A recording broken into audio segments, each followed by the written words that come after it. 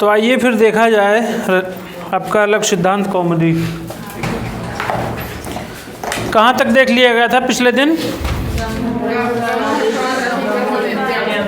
गमो ह्रस्वादच गमुड़ नित्यम, यानी ह्रस्व स्वर के बाद गण न इतने में से कोई एक हो, उसके बाद अच हो तो क्या आदेश हो जाए, क्या आगम हो जाए? गमुट का आगम, यानी गुट णुट और नुट का आगम हो जाए। इसका हम लोगों ने उदाहरण देख लिया था, प्रत्यंगात्मा, सुगणनीशः, सन्नच्युतः। इसमें 2-3 हम ये भी देखे थे कि कहाँ कहाँ नहीं होता है। यहाँ नित्यम पद का क्या अर्थ था? नित्यम पद का नित्य अर्थ नहीं है, प्रायः ऐसा अर्थ है। नित्य का यह अर्थ होता है कि हमेशा हो, लेकिन यहाँ नित्यम पद से यह अभिप्रेत है कि प्रायः, बहुधा ऐसा होता है। तो आज का प्रकरण हमारा है समः सुटि। आइए देखा जाए समः सुटि कहता क्या है। अच्छा, मैं एक वो सोच के आया था कमरे से, एक शब्द कोई था, हम लोग कल या परसों पढ़े थे, वो उसका समास गायब हो गया। अच्छा, भात को संस्कृत भाषा में और क्या कहते हैं? ओदन के अलावा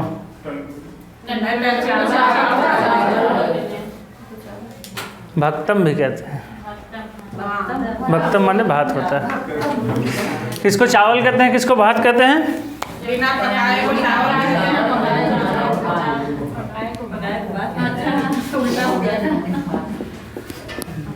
समः सुटि, इसका नंबर क्या है? 835। ये कहता है कि इधर सम हो, उसके बाद सुंठ का आगम हो। सुंठ का आगम यहाँ किससे होता है? समःसुट से सुंठ का आगम होता है। समःसुट, ये ध्यान रखिएगा कि समःसुट मकार को रू करता है, और सुंठ का आगम किससे होता है?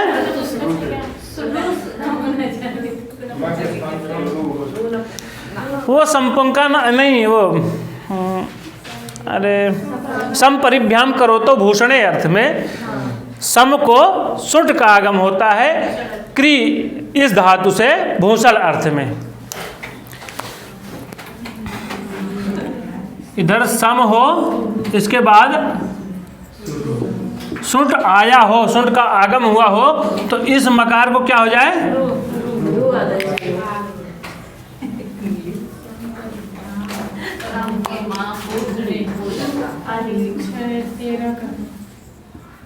आदेश होगा कि आगम? या आदेश होगा। ये माँ के स्थान पर सीधे सीधे बैठ जाएगा, माँ को हटा करके खुद हावी हो जाएगा। तो इसकी वृत्ति में लिखा गया है कि समोरुह स्यात् सुटि। समः यानी सम के मकार को रूह हो जाए, बाद में सुट रहे तो। समः माने षष्ठी, सुट माने सप्तमी। सुट माने सुट परे हो, उसके पहले समः माने सम के म को क्या हो जाए? रू आदेश हो जाए। इसमें इसके पहले एक सूत्र आता है मतोरु संबुद्धौ छंदसि। मतोरु संबुद्धौ छंदसि से रू का अनुवर्तन आता है। मतोरु संबुद्धौ छंदस से इस रू का अनुवर्तन आता है, तो इसका अर्थ हो जाता है समः माने सम के मकार को रू आदेश हो जाए, बाद में सुंठ रहे तो। अब इसका आगम किससे होता है सुंठ का? अब इसका पहले वो देख लीजिए, उदाहरण क्या है? उदाहरण क्या है इसका?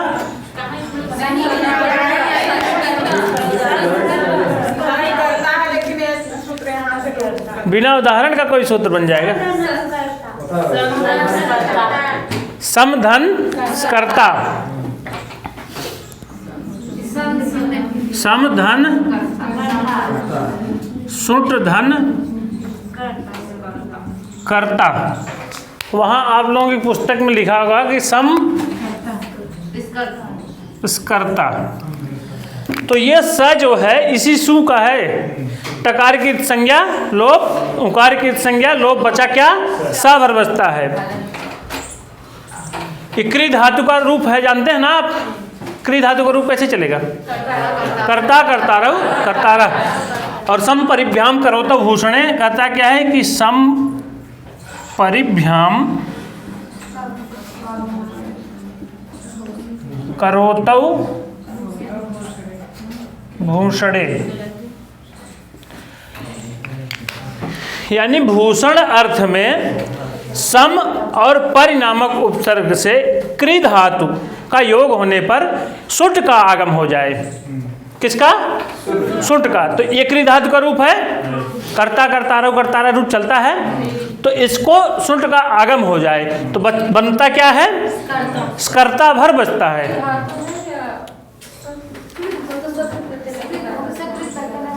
सम उपसर्ग है, उसके बाद परि उपसर्ग है, सम परिभ्याम, इसके बाद क्या हो?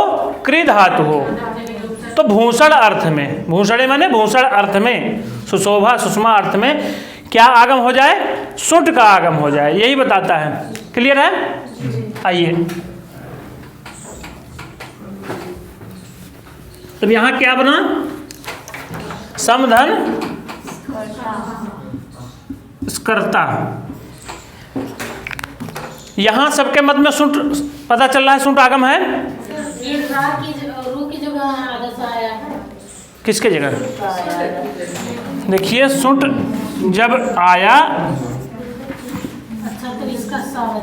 हन करता है इधर, इस क्री धातु, इसमें क्री धातु है ना, तो ये इसका रूप चलता है करता करतारा। इसके पहले जब सुट का आगम हुआ तो इसका लोप हो गया, इसका लोप, इसका लोप, बचा क्या? स धन कर्ता, क्या हो जाएगा? स्कर्ता। ठीक, यही भर बचा है। अब यहाँ सुट है, इसके पहले म है, सम का मकार है, तो इस म को रू आदेश हो जाए। ठीक है। अब कौन सा नियम लगेगा?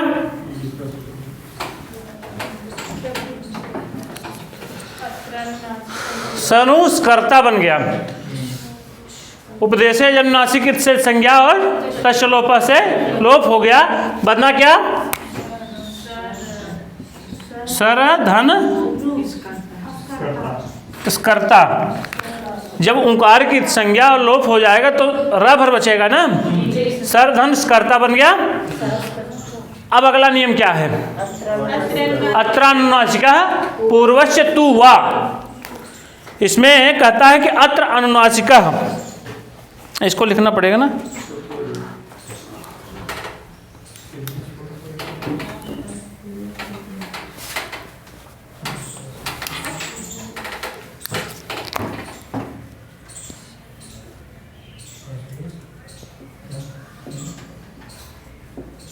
अत्रानुनासिकस्य क्या है? अत्रानुनासिका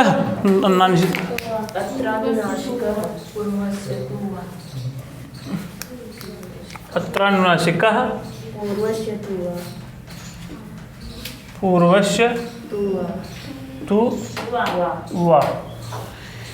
युवा माने विकल्प से काम करेगा, जो भी करेगा। यहाँ ये कहता है कि अत्र अनुनासिका, अत्र माने यहाँ, अत्र पद से क्या अभिप्रेत है? अत्र माने यहाँ जो रू का प्रकरण चल रहा है, मत वसो संबुद्ध रू, ऐसे करके सूत्र जो बताए थे, केवल अब रू का प्रकरण दो है, एक सजसो रू और एक ये जो मत वसो संबुद्ध रू ऐसे करके था ना, मत वसो रू संबुद्ध छंदसी, एक ये रू का प्रकरण है और एक वहाँ सजसो रू, एक प्रकरण वो रू का है। तो यहाँ केवल इस वाले में जो मत वसो रू संबुद्ध, इस प्रकरण में यहाँ अत्र का यही मतलब है, यानी रू के प्रकरण में अनुनासिका क्या हो जाए? ये आदेश है पूर्वस्य बने पूर्व के स्थान पर तो वैकल्पिक है। ये किसके स्थान पर अनुनासिक हो जाए? रू के पूर्व वाले स्थान पर, यानी रू ये है, इसके पूर्व जो सकारोत्तरवर्ती आकार है उसके क्या हो जाए? अनुनासिक हो जाए। आप जानते हैं स्वर के दो भेद होते हैं, अनुनासिक और अननुनासिक, लेकिन अनुस्वार का कोई भेद है? इसीलिए यहाँ बताया गया है कि क्या हो जाए? आगम हो जाए। और अगला जो पढ़ेंगे आप, इसके बाद वाला सूत्र जो है अनुनासिकात् परोनुस्वारः, ये आदेश होता है।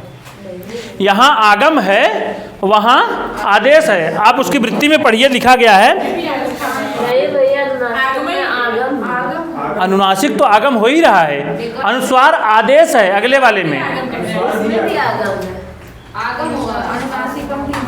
एक मिनट में देख रहा हूँ। अनुस्वार का आगम होगा। एक मिनट, मैं उसको अभी समझा रहा हूँ। ये विकल्प से है अनुनासिक वाला, इसके बाद जो अनुस्वार है वो वैकल्पिक है। वो नित्य, हाँ नित्य, वो नित्य है, ये वैकल्पिक है। वह माने ये वैकल्पिक है और वो अगला वाला नित्य है। तो जब ये कहता है कि जो रू है, रू का ठीक पूर्व जो स्वर है वो क्या हो जाए? अनुनासिक हो जाए। तो स में आ है तो ये हो गया सर धन स्कर्ता। ये कैसा था? विकल्प से, यानी कि एक स्थान ये भी बन जाएगा बनने के लिए। अब अगला सूत्र देख लेते हैं। अगला सूत्र का क्या कहता है? अनुनासिकात् परो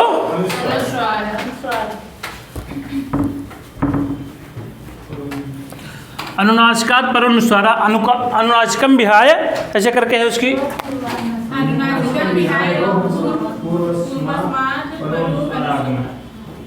अनुनासिकात् परो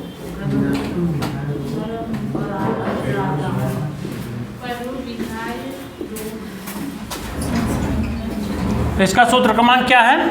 8-3-4 और इसका 8-3-2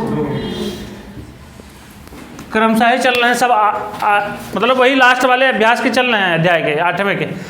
अब ये कहता है कि अनुनासिकात् परो, यानी अनुनासिक के बाद अनुस्वारः क्या हो जाए? यही कहता है।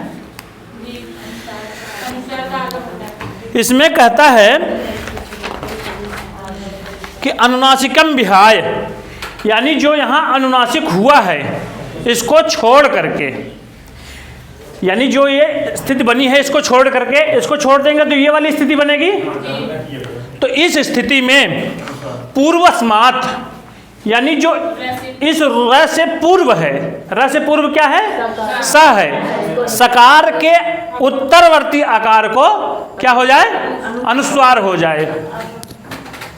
इसमें यही कहता है कि अनुनासिकात्, यानी इस अनुनासिक को छोड़ करके, यानी जब ये अनुनासिक वाली स्थिति छूट गई तो ये वैकल्पिक था, इसलिए इसको हटा देते हैं। ये सूत्र इसको डिनाई कर देता है, कहता है कि इसको छोड़ करके, यानी जो सामान्य दशा का स है उस अवस्था में जो परह अनुस्वार माने इससे स के जो पूर्व है, र के पूर्व क्या है? इधर र के पूर्व स है, स के परे आ है, इसी आ को अनुस्वार हो जाए। तो ऐसी स्थिति बन गई।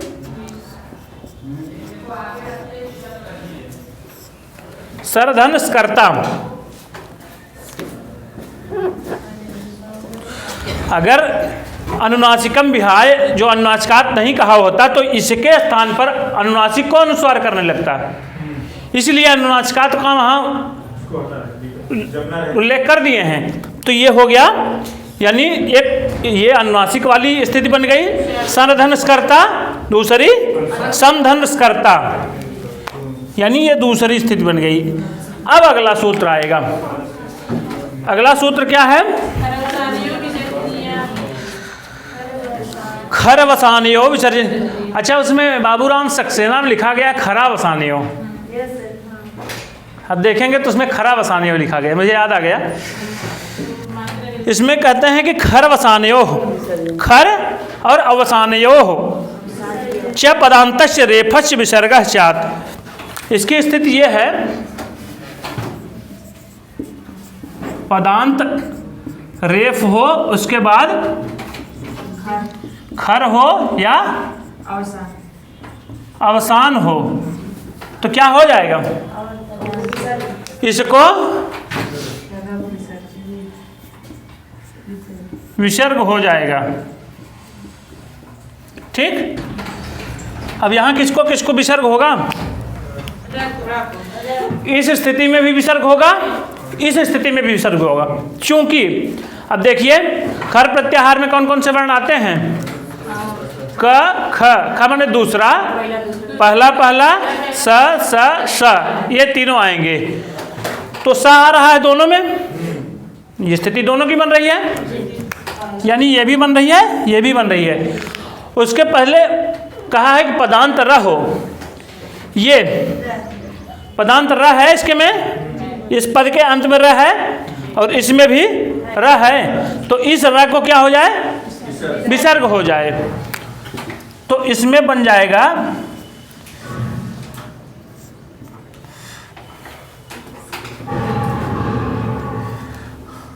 सहधन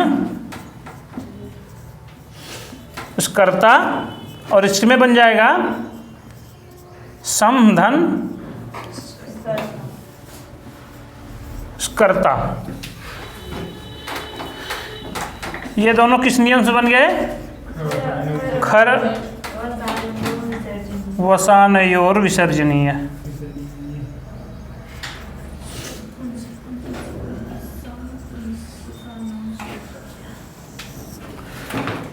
ये कहता है खर अवसानयो, ये कौन सी विभक्ति है? यहाँ कौन सी विभक्ति? षष्ठी विभक्ति नहीं, सप्तमी, क्योंकि बाद में है ना, ये देख करके तो पकड़ सकते हैं ना, एकदम सामने लिखा गया है। खर और अवसान बाद में, अवसान माने अवसान माने उसके बाद कुछ ना हो, खर माने खर प्रत्याहार हो अथवा उसके बाद कुछ ना हो, और उसके पहले क्या हो? पदांत र हो, तो उस र को विकल्प विसर्ग हो जाए। ठीक, अब दोनों स्थिति में सम धनस्कर्ता बन गया और दूसरा संग धनस्कर्ता बन गया। अब इसके बाद वाला कौन सा सूत्र है? अच्छा हाँ, यहाँ विसर्जनीय से सह और एक खर वसानयो विसर्जनीय, ये दो सूत्र थोड़ा कन्फ्यूजन करने वाले हैं। खर वसानयो विसर्जनीय कहता क्या है? खर हो या अवसान हो तो पदांत रेफ को विसर्ग हो जाए, और इसके ठीक अगले विसर्जनीय से सह कहता क्या है कि जो विसर्ग हो उनको स हो जाए। तो इसका सूत्र क्रमांक क्या है? 8 9 3। अरे 9 तो अध्याय नहीं, 8 3 15 बना लीजिए, वो गलत है।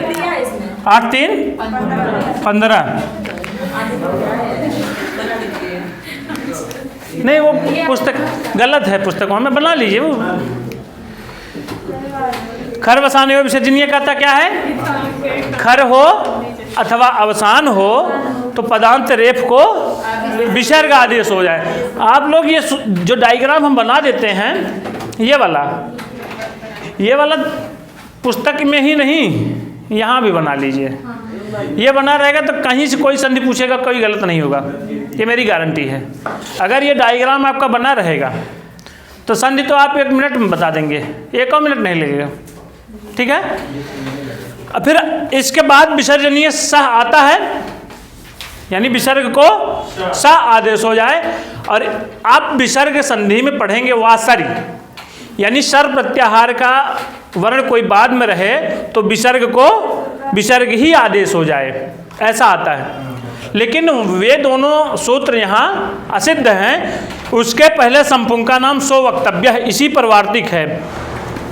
खरवसानी और विसर्जनीय से, ये नित्य सकार कर देता है। समपुंग का नाम सम और पुम और कान को स इत वक्तव्य, ऐसा कहा जाना चाहिए। सम पुम तथा कान शब्दों के विसर्ग को स हो जाए, ऐसा बताता है। इसको हटा दिया जाए।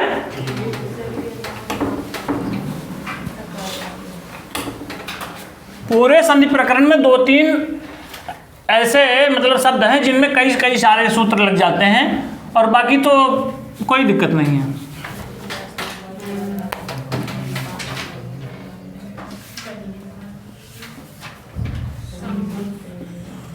समपुंग का नाम सो वक्तव्य, ये क्या है? वार्तिक।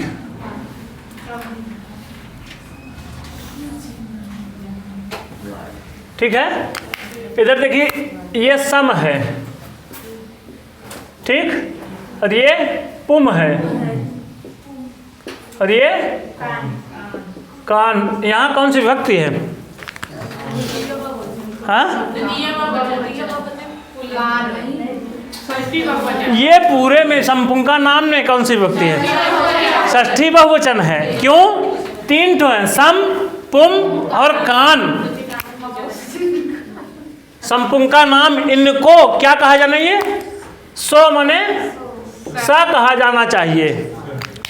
ठीक है, ये यही कहता है। सम पुम कान के जो अंतिम है, यानी माँ को जो रू हुआ है, उसको क्या आदेश हुआ है? बाद में सा आदेश हुआ है, उसको क्या कहा जाना चाहिए? सा कहा जाना चाहिए।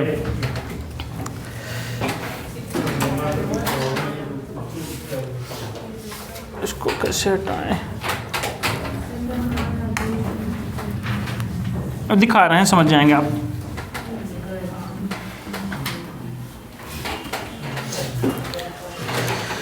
इधर देखिए, इस स्थिति में भी ये अगला सूत्र आएगा। ये कहता है कि सम पुम और कान के विसर्ग को ये जो विसर्ग है, इसको क्या हो जाए? सा हो जाए। इसमें भी सम है, इसमें भी सम है, तो इनके विसर्ग को क्या कहा जाए? सा हो जाए। हाँ, तो हो क्या जाएगा? संस करता। एक ये स्थिति बनी, और दूसरे में अनुनासिक वाला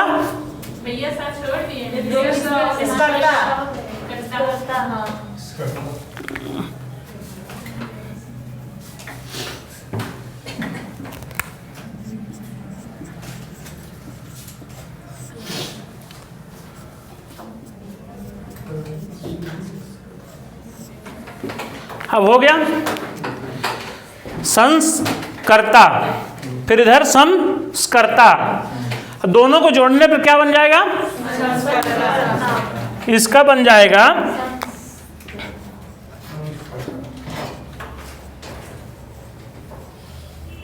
संस्कर्ता, और इसका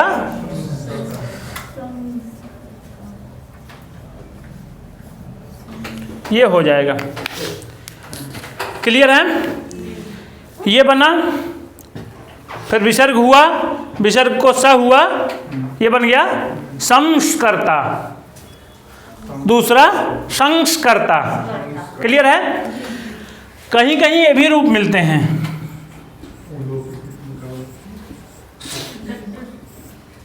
ये वाला या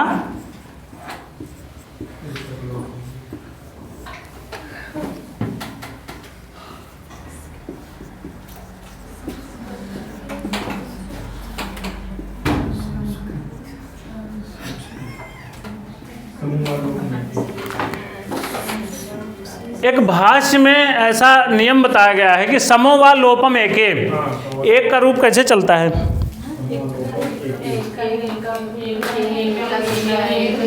तो वहाँ कहीं एके कहे हैं। अनिश्चितता की अवस्था में एके पद का प्रयोग कुछ लोग कहते हैं, कुछ निश्चित नहीं, कई लोग हैं, एक ही हैं कि एक से अधिक हैं। समो व लोपम एके इस स्थिति में बन जाता है उसकी दृष्टि में, माने एक सा का लोप कर देते हैं दोनों में। इसी प्रकार संस्कृत और संस्कृत ये भी बन जाता है। अरे इसी की तरह एकदम जैसे ये बना है। इसमें ये है संस्कृत में सम उपसर्ग है और सुट का आगम हुआ है और फिर क्री धातु है, इसी से बना है। धातु करोतो बताया था ना, सम परिभ्याम करोतो भूषणे क्री धातु है, तो इसको सुट का आगम हुआ है। पहले उसके सम है तो माँ को रू हुआ, तो इस स्थिति में आ गए। फिर संस्कर्ता बन गया। फिर उसके बाद इसके बाद जो वाला सूत्र आया था अत्र अन्वास्का पूर्व सितु हुआ, फिर अन्वास्कात परोनुस्वार, ये लग करके इस स्थिति में आ गए। फिर उसको विसर्ग हुआ, विसर्ग होने के बाद सा हो गया, तो बन गया संस्कृत और ये संस्कर्ता। क्लियर है? ये समोवा लोप में के एक भाष्य में ऐसा बताते हैं भाष्यकार कि समोवा मतलब सम के मकार को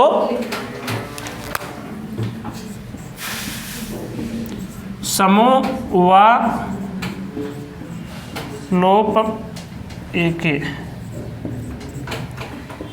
इसी नियम के तहत इन दोनों के एक एक सा गायब हो गए। ठीक है, चलिए लिख लीजिए, फिर उसको आगे बढ़ाया जाए।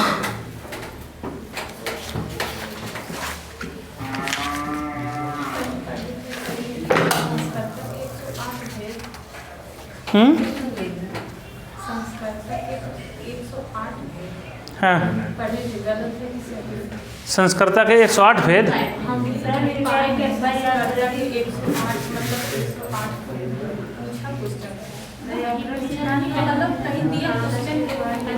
अब देखिए उसमें मैं देखूंगा अगर जैसा रहेगा। अच्छा, मैं भी कल बहुत ढंग से नहीं पढ़ पाया हूँ, क्योंकि कल वही हम लोग यहाँ से गए, तुरंत चले गए कटरा, फिर लेते सामान, फिर बनाते, आधा सामान यहाँ मिला, आधा कहीं और मिला। चलिए मैं देख लूँगा आज क्या है, कैसा है, संस्कृता का कितना रूप है, कैसे। अब अगला है पुमः खय्यम परे। पुमः खय्यम परे,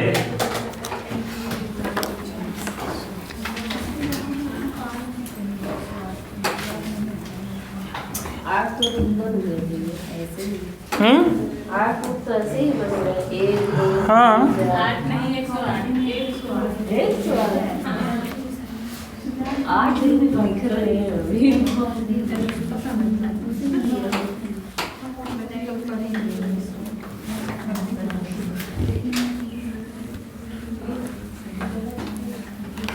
पुमः खय्यम परे कहता क्या है?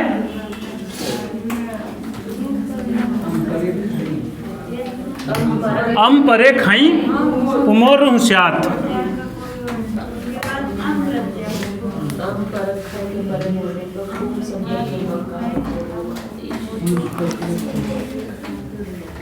अम यहाँ आम पद से क्या अर्थ प्रेत है?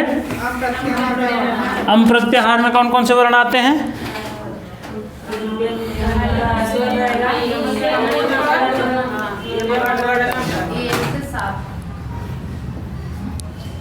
पुमः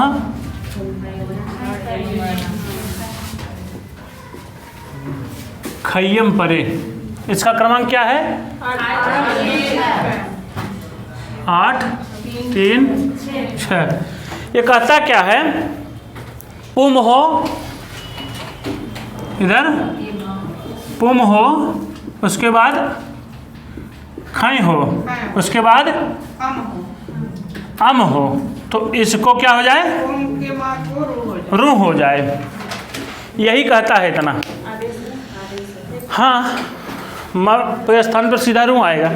इधर पुम हो, उसके बाद खय प्रत्याहार। खय में कौन कौन से आएगा?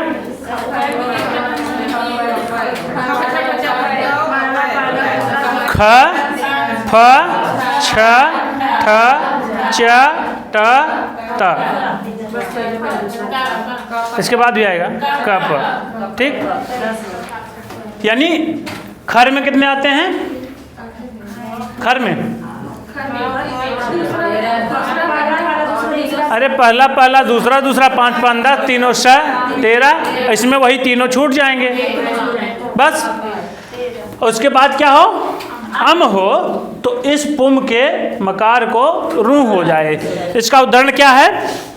पुम धन कोकिला।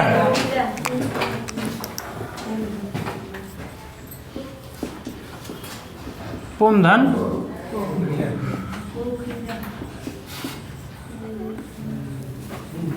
कोकिला। ठीक है, ये कहता क्या है? इधर इसको और तोड़ देते हैं।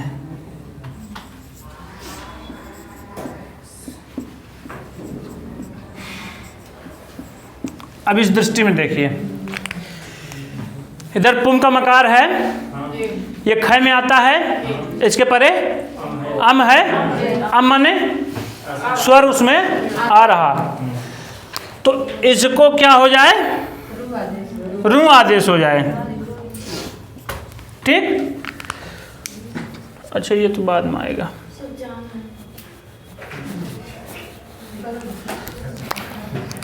तो ये रू हो गया।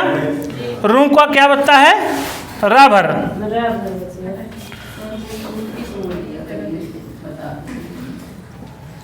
कोकिला। ठीक, स्थिति ये बन गई, पुरधन कोकिला। अब इस र को क्या आदेश होगा? अभी सूत्र पढ़े हैं इसके पहले। अत्रानुनासिका पूर्वस्य तु वा, यानी विकल्प से जो ऊ है उसको क्या हो जाएगा? अनुनासिक हो जाएगा।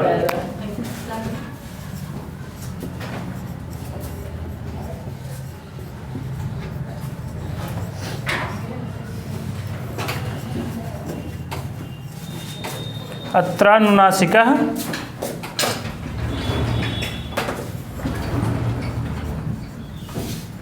पूर्वस्य। ठीक, ये पूर्वधन कोकिला हो गया।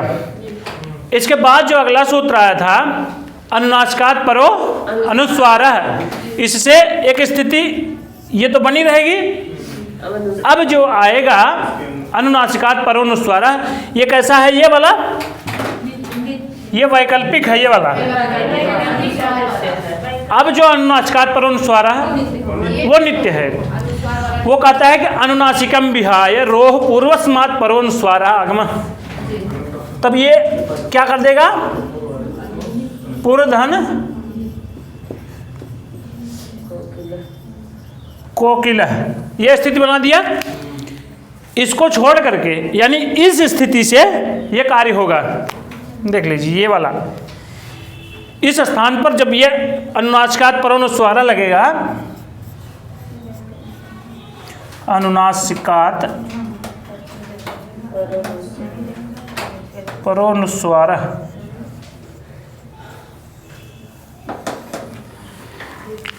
ये अनुनासिक कर दिया, वो अनुस्वार कर दिया। अब इसके बाद कौन सा सूत्र आएगा?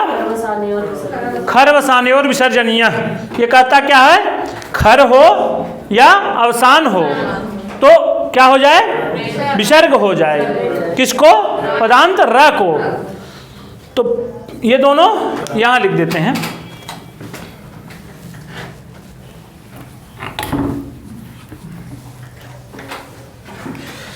इसी को हटा देते हैं।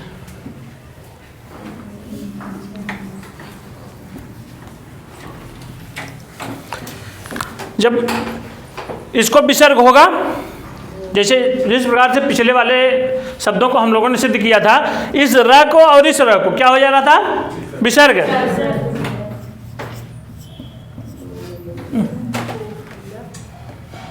क्या बन जाएगा? पुम धन कोकिला।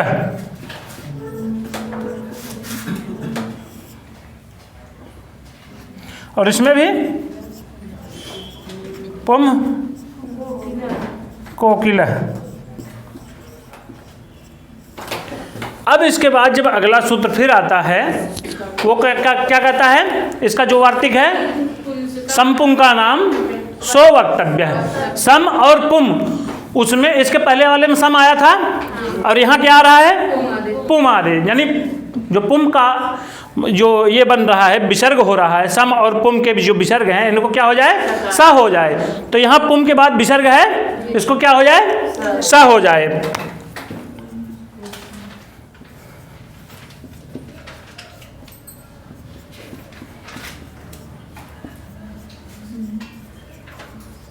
पुम्स कोकिला ये हो गया, एक दूसरा अनुस्वार वाला हो गया।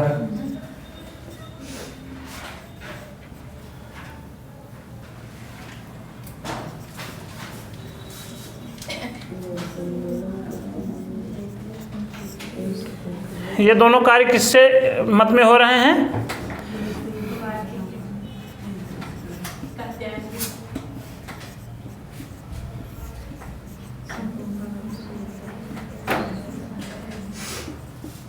ठीक, समपुंग का नाम सो वक्तव्य से पुंस कोकिला और पुंस कोकिला बन गया। अब कौन सा नियम लगेगा?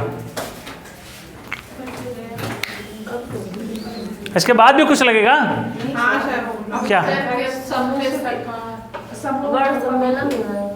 अभी तो पहले ये पूरा बन जाए। समोवालोपम एक लगेगा कहाँ यहाँ? वही मैं पूछ रहा हूँ, जो समोवालोपम एक ये लग पाएगा कि नहीं लग पाएगा? यहाँ एक ही सा है, इसलिए समोवालोपम एक यहाँ नहीं लगेगा। तो बन क्या जाएगा?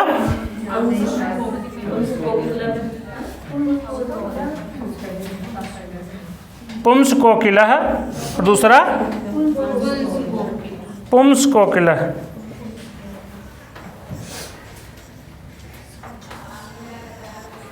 ठीक है, ये दोनों रूप इसके भी निष्पन्न हो गए।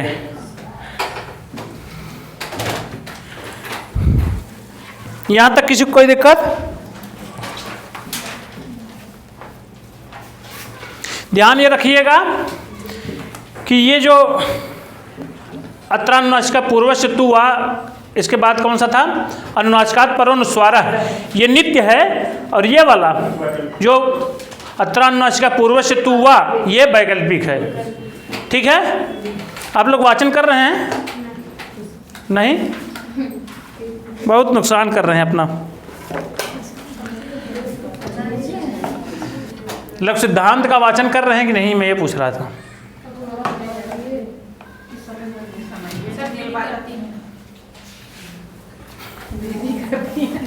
दीदी खाबो करे तो दीदी खाए सामने पिटन जाए।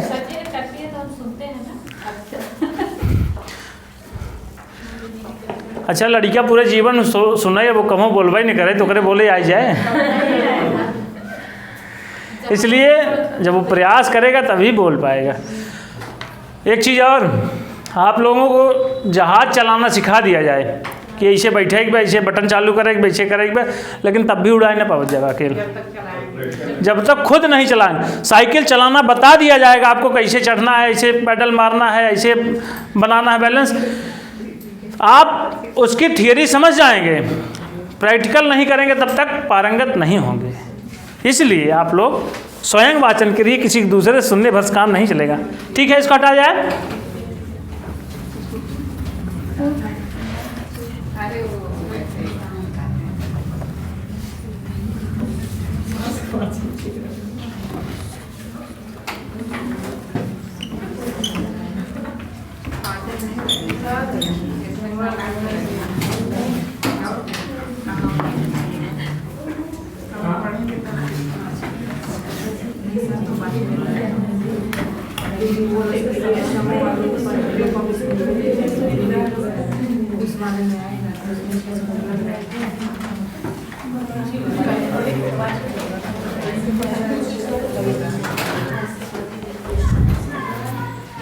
चलिए अगला है, अगला सूत्र क्या है? न शब्द प्रसान, न शब्द प्रसान।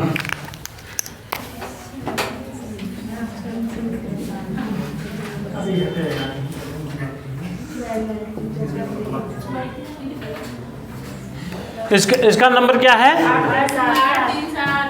8 3 7। इसके पहले क्या पढ़े हैं जस्ट अभी? पुमा खय्यम परे, उसे से संबंधित ये भी है। ये कहता है कि पदांत ना हो उसके बाद छव प्रत्याहार।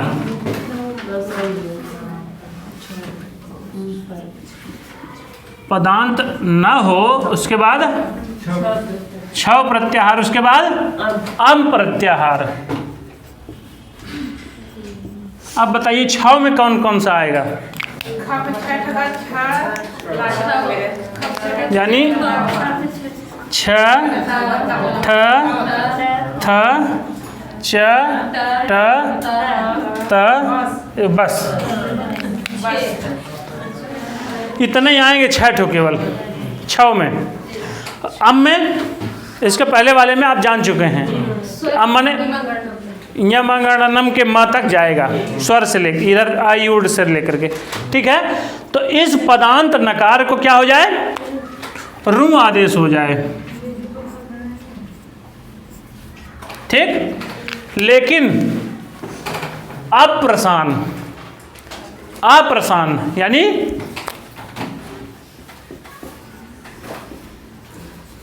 इसमें भी तो पदांत ना है, इसमें भी हो जाना चाहिए, लेकिन इसको कैटेगराइज कर दिए इस सूत्र से।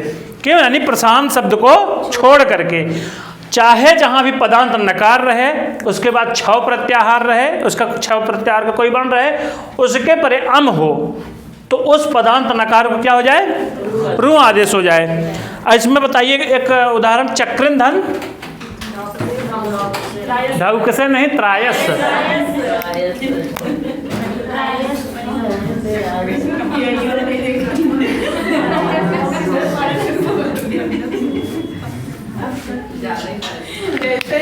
ये चक्रिन कहाँ का रूप है?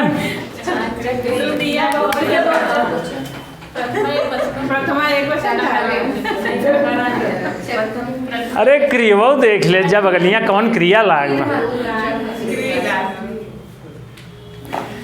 ये कहाँ का क्रिया है ये? हाँ? तो कैसे तो प्रथमा में रहेगी, तो इसके साथ कहाँ मध्यम पुरुष लग रहा है? ये संबोधन है, संबोधन के साथ सदा मध्यम पुरुष की क्रिया आती है। ये मैं बता चुका हूँ कई बार।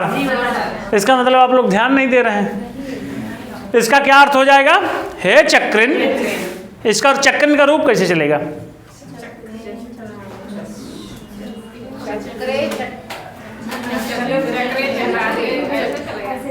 अरे राजन का कैसे चलेगा? उसी तरह में इसको भी चलाइए, चक्री चक्रणव चक्रण। संबोधन एक वचन में हे चक्रिन बनेगा। हे चक्रिन माने हे चक्रधारी भगवान विष्णुदेव। त्रायस्व माने बचाओ। त्रय धातु लोट लकार मध्यम पुरुष एक वचन। क्रिया है क्या? त्रय धातु, त्रायस्व बना, ठीक। एक आया है कहीं आया है मधुच्छ, ऐसे नहीं, त्रायंते वो मधुरपा है ऐसे करके आया है। नहीं, त्रयंबका नहीं आया है। त्रायंताम वो मधुरपा उसी में तो आया है सर, कादंबरी में आ रहा है। दुखार्थ छिदो नखा ऐसे कुछ करके है, कादंबरी में है। त्रायंताम वो मधुरिपो प्रपन्नार्तित छिदो नखा। ये त्रायंताम वो मधुरिपो प्रपन्नार्तित छिदो नखा। वो बड़े बड़े जो नख हैं वह मने त्वावम वह तुम सब की, वह मने तुम सब की। कहाँ का रूप है वह में? ऐसे ही आप पकड़ेंगे तो समझ में आ जाएगा। नहीं समझ में आया? त्रायंताम वो मधुरिपो नखा ऐसे करके है ना। त्रायंताम वो, ये विसर्ग वाला ओ है, वह, इसका मूल क्या है? वह। इसका रूप चलेगा त्रायताम, त्रायेताम, त्रायंताम, त्रायस्व, त्रायेथाम, त्रायध्वम, त्रायै, त्रायावहै, त्रायामहै। वही त्रायस्व यहाँ है। यहाँ त्रायंताम प्रथमा बहुवचन में आया है। ठीक है, अब आइए हम अपने इस प्रकरण की तरफ चलते हैं। चक्रिन है, पदांत न है, न है, इसके बाद ता है, फिर रा है, फिर आ है। यहाँ मिल रहा है छव, छव में आ रहा है, और ये अम में आ रहा है। कौन है अम में? यहाँ कह क्या रहा है? पदांत न हो, छव हो, अम हो। तो यहाँ बैठाइए, इधर पदांत न है, उसके बाद छव में आ रहा है छ, ठ, थ, च, ट, ता, ये आ रहा है, और र यही मैं पूछ रहा था, ये भी अम में है, आज तो बाद में है। नियम हमारा यहीं तक की बात करता है। ये र जो दिख नहीं रहा है, चलिए, ये र जो है अम में है, तो इसलिए इसको क्या हो जाए? रू हो जाए। रू हो गया। अब क्या बना? चक्रिर धन त्रायस्व। ये उपदेशज अनुनासिक से संज्ञा और तचलोप से लोप, बचा केवल र भर। चक्रिर धन त्रायस्व। अब कौन सा नियम लगेगा? अत्रानुनासिक पूर्वस्तु वह कहता है क्या है? अत्रानुनासिक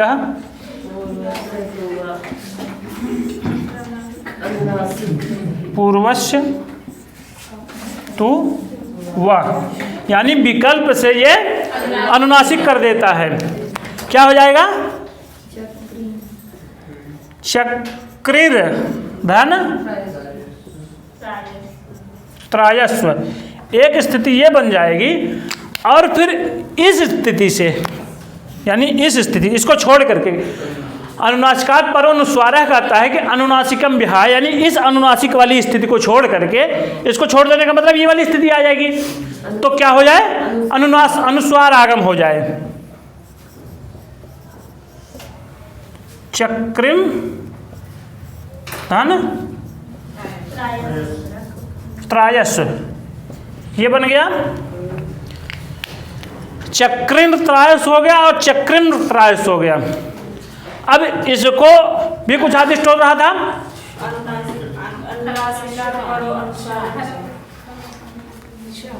इसको इसको इसके बाद कौन सा नियम लग रहा था? खरवसानी और विसर्जनीय है ना। इस स्थिति से मैं पूछ रहा हूँ, इसके और इसके बाद जब र हो गया, ये अनुस्वार और अनुनासिक हो गया, तो इसके बाद वाली कौन सा सूत्र लगेगा? खरवसानी और विसर्जनीय कहता क्या है? खर हो या अवसान हो, उसके पहले रेफ को विसर्ग आदेश हो जाए। तो खर और अवसान, अवसान तो है नहीं इसके बाद, क्योंकि त और र है। अगर मान लीजिए ये हट जाता, तब अवसान था ये, तो हो जाता विसर्ग। इधर ता है, ता खर में आ रहा है, क्लियर? इधर भी ता है, तो इस र को क्या हो जाएगा? विसर्ग हो जाएगा। फिर क्या स्थिति बन जाएगी? चक्रिम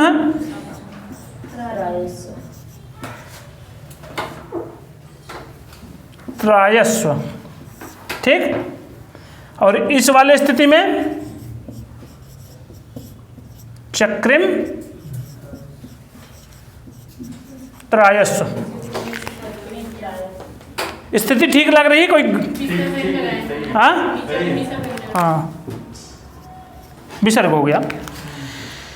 इसको र को विसर्ग हो गया और इसको भी र विसर्ग हो गया। किस सूत्र से? खरवसानी और विसर्जनीय। अब ये स्थिति बन गई, अब कौन सा नियम आएगा? अब यहाँ जो आ रहा था समपुंग का नाम सो वक्तव्य वो नहीं आएगा, क्योंकि न तो यहाँ सम है न तो पुम है, इन दोनों से भिन्न कोई है। तो क्या है? चक्रिम। तो अब जो है अगला क्या है? विसर्जनीय सह। और यहाँ ये कहता है कि प्रशांत शब्द को छोड़ करके, यानी जहाँ प्रशांत का नकार आएगा उसको रू आदेश नहीं होगा। समासुट कहता क्या है?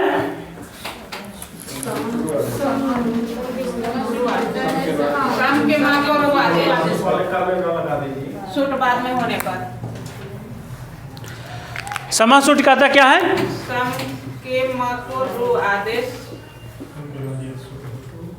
सुट बाद में होने पर। ऐसा तो नहीं कह रहा है कि सम के मकार को सुट आगम हो जाए? नहीं नहीं। हाँ, ध्यान रखिएगा। मकार को क्या करता है? रू आदेश करता है। और न छव्य प्रशान, यानी पदांत नकार को ये भी रू आदेश करता है, लेकिन प्रशांत शब्द के नकार को छोड़ करके। जैसे वहाँ आया था आ नाम नवति नगरी डामति वाच्यम न, नाम नवति और नगरी पद को छोड़ करके नकार को ड़कार हो जाए। नहीं, वहाँ नकार को ड़कार बाधित करता था नाम, हाँ, राम, ना। नगरड़ा, उनको नवति नगरी, इनके नकार को ड़कार हो जाए, ऐसा कहता था ना। वहाँ थोड़ा सा दो न के द्वारा निर्देश होता है, इसलिए वहाँ स्वीकृत स्थिति बन जाती है। चलिए, ये हो गया। अब आएगा विसर्जनीय सह। विसर्जनीय सह का अर्थ क्या है?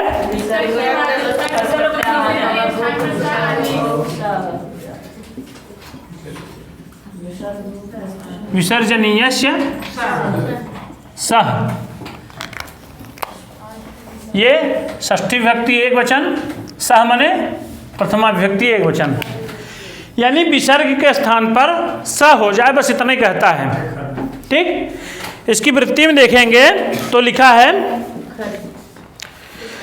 खरी, यानी खर प्रत्याहार परे रहते, विसर्जनीय से माने विसर्ग को, सह माने स हो जाए। इधर खर रहे, इसके पहले विसर्ग रहे तो विसर्ग को स हो जाए, यही कहता है। यानी इधर विसर्ग रहे, उसके बाद खर प्रत्याहार का कोई वर्ण रहे तो विसर्ग को स हो जाए। तो यहाँ देखिए है विसर्ग है, ये एक स्थिति मिली, उसके बाद खर प्रत्याहार का वर्ण, खर में ता आता है, तो इस विसर्ग को क्या हो जाए? स हो जाए। तो अब इधर कर देते हैं सा। चक्रिम स्त्रायस्व, एक नियम, एक बन गया ये, और दूसरा चक्रिम स्त्रायस्व।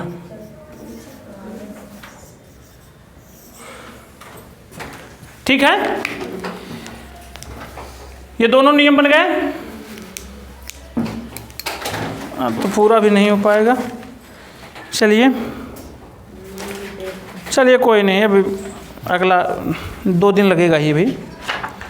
2 दिन में अपनी ये व्यंजन संधि समाप्त हो जाएगी। उसके बाद हम लोग क्या पढ़ेंगे? मैं विसर्ग से पहले सोच रहा हूँ वो पढ़ा दिया जाए। स्त्री प्रत्यय बहुत इम्पॉर्टेंट है। विसर्ग संधि के बाद, इसके व्यंजन संधि के बाद आपका स्त्री प्रत्यय हो जाएगा, तब फिर स्त्री प्रत्यय खत्म होने के बाद हम इसको पूर्ण कर लेंगे। या तो कहिए इसको पूर्ण कर लिया जाए, विसर्ग में तो ज़्यादा 14-15 सूत्र होंगे। एक बार इधर पढ़े रहेंगे, फिर लास्ट में एक बार दोहरा देंगे एक दिन में। आप लोग तब तक पढ़ते रहिएगा ढंग से, चूँकि वो ज़्यादा दिन नहीं चलाएंगे हम, 1 से 2 दिन अधिकतम, ज़्यादा से ज़्यादा 20-22 सूत्र हैं। बस उसमें ये जानना है कि किस सूत्र के द्वारा कौन सा विधान हो रहा है, बस। ठीक है, तो आज के लिए बस यहीं, फिर कल मिलते हैं।